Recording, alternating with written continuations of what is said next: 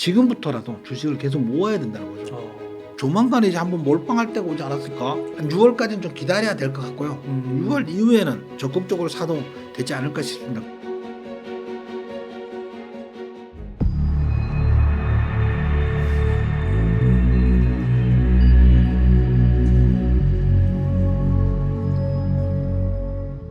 그 여전히 빅테크를 좋게 보시는 건가요? 뭐 그 어떻게 지금 미국 증시는 대대장 성장이 들어간 거고. 테슬라가 지금 엄청나게 하락을 했잖아요. 뭐 엄청나게 하락을 했는데 자, 1월 25일 날 전날 실적 발표하면서 마이너스 12% 폭락했어요. 테슬라가. 네. 계속 폭락을 했었는데 이제 그 하루 낙폭은 2020년 9월 이후 최대 낙폭이라고 하거든요. 2020년 9월 낙폭이 뭐냐면 S&P 500에 테슬라가 S&P 500 지수에 편입된다는 기대감이 많이 올랐는데 2020년 9월에 얘가 탈락했어. 그래서 그 당시에 21%가 하락 급락한 적이 있거든요. 네. 그 급락하는 거 보고 제가 우리 수강생들한테 네. 지금 테슬라 사야 됩니다. 무조건 사야 된다. 계좌 당장 만드세요. 막 이렇게 막 엄청나게 몰아친 적이 있거든요. 네. 그러면서 저는 이제 그 전부터 테슬라를 투자를 했던 사람인데 네. 그 급락한 이후로 이제 아니 S&P 500의 편입이 요번에 탈락했다고 12월 달에도 탈락한다는 보장이 없지 않냐. 네. 12월 달에 만약에 편입된다면 주가는 굉장히 많이 오를 가능성이 높으니까 지금 테슬라를 사야 된다 이렇게 굉장히 막 몰아쳤던 적이 있습니다. 그 뒤로 이제 테슬라가 그 당시 이제 한 400달러, 450달러 이랬었는데 1,300달러까지 올라갔었어요. 얘가. 예. 액면 분할하기 전에. 액면 분할하기 전입니다. 예, 액면 분할 이제 1,300달러까지 올라갔었거든요. 어쨌든 그때 이후로 지금 최대 낙폭이거든요. 최대 낙폭인데 저는 또 다시 우리 수강생분들한테 테슬라 매수치 않습니다. 그때 기억이 오버랩되는 거군요. 뭐 그런 것도 없지 않아 있겠지만 주식은 네. 사람들이 참 희한한 게요. 네. 예를 들면 좀 쌀 때는 사고 싶지 않아.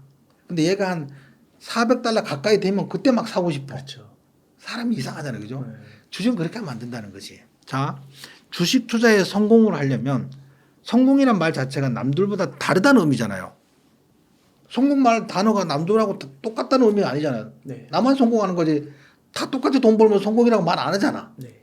남들과 달라야 되는데 남들이 살 때 사면 안 된다는 거지. 남들이 안 살 때 사야 된다는 거죠. 네. 그래서 당연히 지금 이렇게 투자를 해야 될 거고. 근데 이제 지금 저런 소식이 있어요. 테슬라가 그 25,000달러짜리 차를 2025년 중반에 출시할 거란 얘기가 있어요. 맞아요. 25,000달러짜리 테슬라 차가 만약에 나온다면 실제로 현실화가 된다면 지금 테슬라를 살려면 싼 게 38,000달러인가 그러거든요. 네. 그 4만 달러짜리 차를 타는 사람 숫자가 그렇게 많지 않을 거거든요. 우리나라만 생각해도. 네. 미국도 똑같아요. 그러면 한 5천만 원 넘어가는 거니까. 그러니까. 근데 이 25,000달러짜리 차는 대다수의 사람들이 25,000달러짜리 2만 달러대 차를 사는 거지. 네. 대다수의 사람들이. 네. 얘가 나오면 게임 체인저가 될 가능성이 많아요. 누가 내연기관 차량 하겠습니까? 네. 이거 나오면요. 테슬라는 완전히 평정이에요. 평정. 지금 BYD가 이 싼 전기차를 만들어 팔면서도 겨우겨우 테슬라를 작년에 4분기만 겨우 그 테슬라보다 매출액이 좀 많았었거든요. 이겼거든요. 처음으로. 근데 25,000달러짜리 차를 테슬라가 만든다면 이거는 테슬라의 주가는 상상도 할 수 없을 만큼 많이 올라갈 확률이 높습니다. 왜냐면 매출이 지금보다 서너 배 이상 뭐 훨씬 뛸 거니까. 당연하죠. 2만 달러대 차를 타는 사람 숫자가 많으니까 네. 그 사람들이 내연기관 차량을 안 사고 전기차를 살 거니까. 사는 이유는 뭐예요? 내연기관 차량은 부속도 많고 유지비 관리비도 많이 들고 기름값도 많이 들지만 전기차는 볼트가 1,000개 미만이에요. 네. 그러니까 고장도 안 나는 거야. 유지비가 10분의 1밖에 안 되는데 당연히 전기차 사죠. 그래서 이게 될 가능성이 많은데 문제는 25년 중반이요. 25년 중반에 이제 예상하고 있어요. 네. 근데 이제 항상 일론 머스크가 뭘 언제까지 출시하겠다 얘기하고 나면 좀 그때 못 나오고 좀 늦어졌거든요. 네. 네. 그런데 사이버 트럭도 그렇고. 2020년에 네. 25,000달러 차를 낸다고 이제 일론 머스크가 말한 적이 있어요. 그거보다 한참 늦은 거야 지금. 이거 내년에 나와도 이상하지 않아. 그 올해는 언급을 안 했지만 작년에 그 모델 2 출시할 거다. 근데 거기에 대해서 얘기를 안 하고 지나갔잖아요. 네. 뭐 그런 적이 있으니까 뭐 그래서 저는 내년에 나올 가능성이 굉장히 많을 것 같고요. 네. 그래서 실제로 그 실적 발표할 때 그 재무제표 그 안에서 이제 분석하는 그 내용에서도 이런 얘기를 했어요. 그 새로운 저걸 위해서 거기 새로운 제품을 만들기 위해서 그 생산을 좀 줄여야 된다. 기가팩토리 텍사스에서도 생산을 좀 중단할 수도 있다. 그래서 올해 생산량은 많이 줄 것 같고 그래서 매출도 줄어들 확률이 높다. 이렇게 말을 했어요. 그 재무제표 안에 그 내용이 있었어요. 그 자세한 요약된 설명에. 그렇다면 준비를 하고 있다는 거죠. 네. 그래서 저는 내년에 만약에 이게 나올 게 거의 가시화된다면 지금부터라도 주식을 계속 모아야 된다는 거죠. 조만간에 이제 한번 몰빵할 때가 오지 않았을까? 테슬라 몰빵. 근데 만약 25년에 출시된다 해도 네. 지금 1년이나 남았는데 지금부터 모아야 돼요? 중시는 항상 기대감이 먼저 오르잖아요. 그러니까요. 가시화되면 지금은 아니고 제가 볼 때 한 6월까지는 좀 기다렸다가 7월 달쯤 되면 뭔가 냄새가 날 것 같거든요. 냄새가 나고 그게 실제로 확률이 좀 높아지고 그러면 주가가 이제 움직일 때 네. 움직이기 시작할 때 사면 될 것 같아요. 지금은 이제 조금 분할로 사는 건 단계고 지금 몰빵할 타이밍은 아닌 것 같고 이제 주가가 이제 올라가기 시작할 때 그때는 좀 가감하게 한번 매수가 들어갈 필요성도 있습니다. 그 지금 엔비디아만큼 급격히 올라갈 가능성도 있습니다. 아니 그 25,000달러 차가 나온다면 당연히 그 게임 체인저입니다. 그거는. 네. 상식적으로 생각해 보세요. 아니 우리가 2천만 원대 차를 타는 사람 숫자가 제일 많잖아요, 사실은. 네. 예. 당연히 그러면 테슬라 매출액이 몇 배 늘 걸로 예상되는데 당연히 예. 그때는 비트코인 잘 파셔서 갈아타기 이렇게 잘 하시면 네. 이게 막 이게 뛰는 거지 이렇게. 근데 제 주변에도 네. 그 테슬라 들어갈 거라고 지금 예. 비트코인 팔아서 들어가고 싶은데 예, 예. 아직은 좀 타이밍이 아닌 것 같고 비트는 더 오를 것 같고 테슬라는 조금 시간 걸릴 것 같고 이런 거 재고 있으신 분들이 많더라고요. 2월 20일 한국예탁결제원에서 이제 서학개미들의 그 수급에 대해서 매수가 어느 종목을 가장 많이 매수했는지 그걸 발표를 했어요. 네.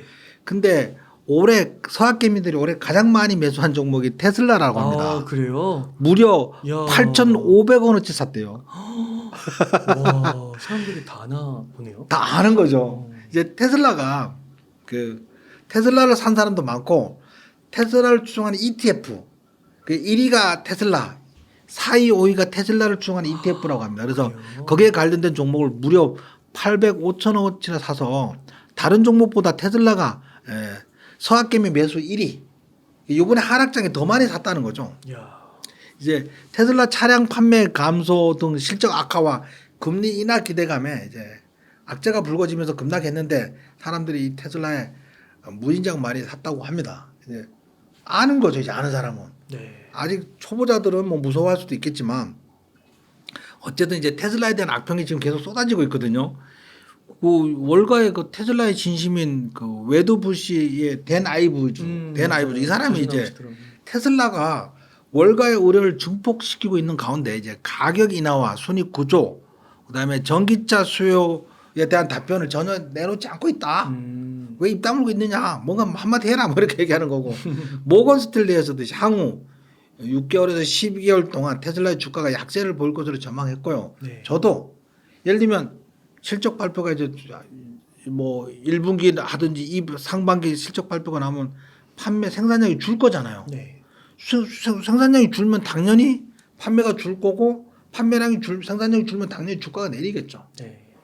그래서 저는 한 6월까지는 좀 기다려야 될 것 같고요. 6월 이후에는 적극적으로 사도 되지 않을까 싶습니다. 그때 되면 뭔가 이제 가시화되지 않을까 싶어요. 25,000달러짜리 그 차 생산에 내년부터 나올 건지 또는 뭐 내후년부터 나올 건지 뭐 알 수는 없지만 그게 가시화되기 시작하거나 해자되기 시작하면 그때부터는 이제 적극적으로 사면 되지 않을까 이렇게 생각합니다. 네. 그러면 대표님 엔비디아 좀 여쭤보고 싶은데 엔비디아는 최근 실적 발표 이후에 연일 급등하고 있잖아요. 예. 과연 이런 상승세가 언제까지 좀 지속될지 궁금합니다. 엔비디아가 이제 2월 23일 실적 발표하고 나서 16% 올랐어요. 깜짝 놀랐어요. 네. 어떻게 이런 시가총액 큰 종목이 16%씩 오를 수 있느냐 뭐 이렇게 하는데 3위 됐잖아요. 예. 작년 4분기 실적을 발표했는데 이제 4분기 실적이 221억 달러 매출을 기록해서 전년 동기 대비 1년 전 동기 대비 이제 265% 증가를 한 걸로 나왔고요. 분기 순이익이 122억 9천만 달러로 지난해 14억 1천만 달러보다 769% 급증했어요. 근데 이 얘기는 제가 작년 12월인가 제가 출연했을 때 그 얘기 했었어요. 주당 EPS, 주당 순이익이 2022년 12월에는 뭐 0.6달러인가 뭐 그랬는데 지금 올해 2023년 12월에는 6. 몇 달러 예상된다 뭐 이런 얘기를 한 적이 있었어요. 제가 여기 나와서. 네. 저거 그 PER 얘기를 하면서 네. 아직 싼 게 비싸지 않다고 말하면서 이제 그게 실제로 나온 거죠 이제. 그 분기 순이익이 이렇게 많이 늘었고요. 또 한 해 동안 인공지능 기능에 대한 기술 부분에 끝없는 수요부터 매출이 급증을 했는데 엔비디아 AI 그 칩이 처음에는 챗 GPT였잖아요. 챗 GPT였고 생성형이니까 이제 그거에 대한 매출이 막 급증을 하고 있었는데 얼마 전에 삼성에서 S24를 출시하면서 온 디바이스 기기 안에 얘가 인공지능 성능을 가진 거야. 네. 뭐 그런 게 됐고 지금에 와서 이제 완전히 그 데이터 서버를 하는 거죠. 왜냐하면 우리가 뭘 검색을 하거나 뭘 새로운 영상을 만들어 달라고 하거나 시를 쓰거나 이럴 때 가장 빠르게 누구보다도 빠르게 정확하게 고퀄로 자료를 모아서 분석해서 결과를 내야 되잖아요. 네. 이 싸움이거든요. 근데 이 싸움이라는 게 그냥 우리 사용자들은 조금만 늦어도 엄청 느린 것처럼 느껴. 네. 조금 빠른 걸 선택한단 말이에요. 네. 그러니까 지금 그 글로벌 포털들은 막 그 목숨을 사활을 건 싸움을 하고 있는 거거든요. 뭐 1, 2초 더 당기려고. 네. 그러다 보니까 고성능 칩을 굉장히 대량으로 사서 서버를 그 데이터 센터를 완전 고퀄로 만들어야 되는 거예요. 고성능으로 초고성능으로 만들어야 되는 거거든요. 네. 그 이제 그거로부터 시작해 매출액이 증가된 건데 이 싸움이 끝났느냐? 아니 결과가 안 나왔잖아요. 예를 들면 옛날에 그 뭐 네이버가 다음을 완전히 압도적으로 이겼다든지 구글 검색 엔진이 뭐 야후를 완전히 이겼다든지 이런 결과가 나온 게 아니잖아요. 그렇죠. 결과 나오기 전까지 어떻게 해야 돼요? 투자를 계속 해야 되는 거예요. 계속. 이게 가시화되기 전에 네. 가시화되기 전까지는 상승할 수밖에 없을 것 같아요. 엔비디아 주가가. 그렇군요. 왜 기업들이 투자를 할 수밖에 없는 거니까. 그죠. 그러면 밀리면 끝이잖아요. 밀리면 도태된다니까. 이게 그 옛날 그 코닥 필름, 모토로라 핸드폰 뭐 이런 것들이 망한 것처럼 그냥 도태되는 거예요. 그냥 이게 네. 싸움에서 지면 네. 사람들은 조금이라도 빠른데 저걸 하는 거거든요. 거기 조금이라도 빠른 포털을 검색 엔진을 사용할 수밖에 없거든요. 더군다나 요새 치열하게 경쟁하고 있으니까 얼마 전에 이제 발표한 건 저거였잖아요. 영상을 주제만 주면 영상을 맞아요. 그럴듯하게 만들어 준다는 거잖아요. 그 뭐 영화 감독 이런 분들이 깜짝 놀라가지고. 근데 그게 다 뭐가 필요하다고요?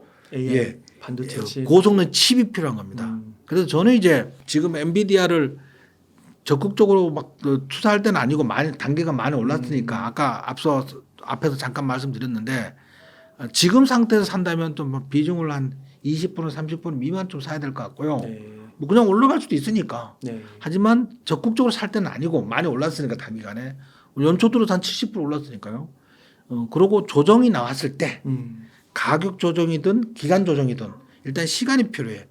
수익 난 사람 숫자가 줄어드는 그 손바뀜이 일어날 때까지 기다렸다가 다시 반등할 때 그때는 뭐 추가로 더 사도 시간이 지나면 제가 아까 말씀드린 그 1900년 초반에 뭐 정유주, 자동차주, 철강주처럼 그런 산업처럼 AI가 지금 초기 단계이기 때문에 그때 좀 많이 사고 지금은 많이 오른 상태니까 한 번에 너무 많이 사면 안 될 것 같습니다. 분할 매수로 해야 될 것 같습니다. 예. 그 급등이 나와서 일시적 조정은 있을 수 있지만 대세는 아직 그 경쟁자 중에 1위가 나오기 전까지 결판이 안 났잖아요. 승부가 안 나서 그렇죠. 예.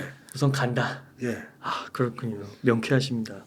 그러면 또 한 가지가 좀 열세가 상대적으로 아까 테슬라 언급해 주셨고 애플도 예. 약간 좀 약세를 보이고 있는 것 같아요. 애플 주가는 앞으로 어떻게 전망하세요? 애플 말씀드리면 제가 이제 여기 나올 때마다 그 말씀 드린 적이 있어요. 뭐 어떤 말씀을 드렸냐면 스티브 잡스 없는 애플은 안 꼽는 찐빵이다. 그러게요. 이 얘기를 여러 번 말씀드렸고요. 네. 애플을 투자하면 안 되는 이유가 애플이 나쁜 종목이거나 나쁜 기업에서 투자하면 안 된다는 게 아니고 성장성이 없기 때문에 투자하면 안 된다고 얘기를 말씀을 드렸었어요. 네. 아니 지금 애플은 스티브 잡스가 없는 팀 쿡 입장에서는 그 스티브 잡스는 약간 똘끼가 있었잖아요. 사람들은 막 압박을 가하는 뭐 그런 게 있었지만 팀 쿡은 누가 봐도 젠틀하잖아요. 이건희 회장은 굉장히 막 뭐 회의를 4시간씩 주도해서 임원들이 회의 참석할 때 기저귀 차고 들어갔다 뭐 하거든요. 근데 이재용은 젠틀하잖아요. 젠틀한 CEO 입장에서는 현상 유지는 당연히 될지언정 네. 파격적인 획기적인 성장성은 나오기 어렵거든요. 네. 그런 차원에서 애플은 뭐 당연한 거고요. 그래서 제가 누누이 말씀드렸다시피 애플이 나쁜 기업이 아니지만 성장성에는 분명히 한계가 있어서 차라리 애플을 살 바에는 테슬라, 엔비디아를 사라 이런 얘기를 여러 번 말씀드렸는데 이번에 애플에서 이제 그 애플카를 포기한다는 소식이 들렸거든요. 맞아요. 이 애플카를 2014년부터 준비를 했다는 거예요. 암호명 타이탄으로. 타이탄으로 이제 그 애플카를 준비를 했었는데 10년을 준비했다가 그 들어간 돈이 151조 원이 들어갔대요. 이걸 포기한 거야. 네. 근데 둘이 2014년으로 한번 돌아가 보자고요. 2014년에 애플이 어마어마하게 잘 나갈 때고 테슬라는 이름도 없던 기업이야. 모델 3가 나온다 말도 안 나오던 시절이야. 네. 그 테슬라는 부도난다고 했었잖아요. 부도난다고 할 때라니까요. 네. 근데 테슬라는 일론 머스크가 20시간씩 하루 20시간씩 하면서 그 기술자들하고 엔지니어들하고 막 먹고 자면서 막 애를 써서 결국은 모델 3를 만들어내고 모델 Y를 만들어낸 거잖아요. 네. 근데 2014년에 애플카를 만들려고 준비를 했었는데 뭐 돈이 어마어마하게 많았겠죠. 그러네요. 근데 팀쿡 자체가 보기에 젠틀하잖아요. 막 사람들 텐션이나 압박을 가하는 그런 스타일 아니잖아요. 그래서 사람들은 압박을 가하지 않으면 창의적인 게 나오기가 좀 어려워요. 사람 현상 유지는 가능하지만 예를 들면 이재용이가 서울대를 나오고 하버드를 갔어. 똑똑한 건 똑똑한 거 아니에요. 이 사람이. 네. 검증됐을 거 아니에요. 그 똑똑한 거랑 창의적인 거 다른 건 다르다는 거지. 그렇죠. 창의적이려면 압박을 텐션을 가할 수 있는 어떤 그런 게 있어야 되는데 그렇지 않다는 거죠. 그럼 팀쿡도 마찬가지라는 거야. 그래서 제가 항상 스티브 잡스 없는 애플은 성장성에는 한계가 있다. 근데 주가는 좋은 기업을 사는 게 아니고 많이 성장할 기업에 투자를 해야 된다. 그렇죠. 당연히 그렇다면 애플은 투자하면 안 된다고 얘기했는데 딱 그렇게 나왔습니다. 그 요번에 그 뭐지? 비전 프로? 비전 프로가 초기에 많이 팔렸는데 반품이 그렇게 많이 나왔대요. 그게 원래 조건이 있었나 봐요. 2주 이내에는 반품할 수 있도록. 그래서 자기가 사서 사용해보고 만족도가 낮으니까 이제 반품을 하게 된 거죠. 그 얘도 이제 너무 비쌌어. 가격이 너무 비싸고 기술 부분에서도 뭔가 좀 아쉬움이 있으니까 개인 입장에서는 5,000달러를 주고 얘를 4,800달러가 그러는데 얘를 주고 사서 혼자 뭐 장난감을 사기 좀 비싸잖아요. 얘가요. 비싸죠. 뭐 그런 것 때문에 사람들이 많이 기업에서는 쓸지 모르지만은 그래서 비전 프로도 좀 시큰둥하고 그러니까 이제 애플 주가는 점점 떨어질 수밖에 없죠. 어찌됐든 스티브 잡스 없는 애플은 않고 없는 찐빵이기 때문에 투자로는 적절치 않다. 네, 그렇게 생각을 합니다. 그 엔비디아 젠슨 왕은 좀 뭐 이렇게 야생 같은 그런 게 좀 있는 CEO인가요? 그 젠슨왕에 대해서는 알려진 게 없어요. 아, 알려진 게 없는데 네. 그 젠슨왕에 대한 설명한 거에 어떤 게 있었냐면 그 사람 복장이 독특하잖아. 가죽자만 딱 하고 맞아요. 그 자체가 성량을 나타낸다는 거야. 아, 그리고 그 엔비디아 내부에서 이 젠슨왕의 그 방향성이나 그거에 대해서 아무도 반기를 못 든다는 말이 있어요. 밀어붙이는 거에 대해서. 그런 얘기 분석자를 내가 본 적이 있거든요. 네. 그래서 젠슨왕도 그 과거 초기에 돌아가면 그 사람이 이제 미국 형하고 먼저 미국의 그 종교 단체에서 운영하는 고등학교에 입학을 시켰고 스탠퍼드대도 나오고 막 이렇게 막 나와서 엔지니어로 돼서 그때 아마존인가 어디 근무를 했었을 거예요 아마. 네. 그러다가 이제 엔비디아를 차리게 됐는데 처음에 차리고 고생을 많이 했죠. 많이 하다가 게임에 들어가는 그 그래픽 카드를 만들면서 네. 완전히 시대가 맞춘 거지 시대. 그 시대에 맞춰서 그래픽 카드를 만든 거죠. 거기서부터 이제 얘가 인계량에 그 게임에 관련된 그래픽 카드 인계량을 차니까 또 비트코인이 또 유행하면서 거기 매출이 또 엄청나게 늘어났는데 맞아요. 여기에다가 또 이제 이번에 챗 GPT 인공지능까지 막 이어지는 거죠. 네. 그러니까 이제 엔비디아는 뭐 이 젠슨왕 자체도 대단한 인물이기도 하고요. 그다음에 그 시대도 기류를 잘 탄 거지. 시류를 잘 탄 거죠. 예. 시류도 아주 잘 탄 것 같습니다. 예.